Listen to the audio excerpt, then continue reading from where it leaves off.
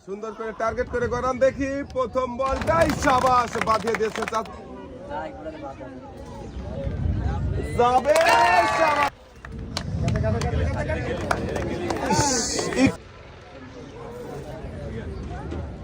শাবাশ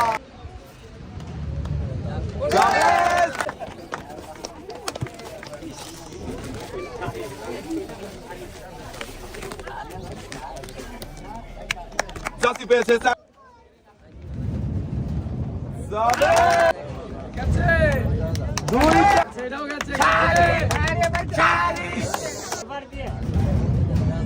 যাবে মিস শাবাশ তিনটা বল কেজি চিনি 2 কেজি মসুরের ডাল সাথে রয়েছে আরো 2 কেজি আটা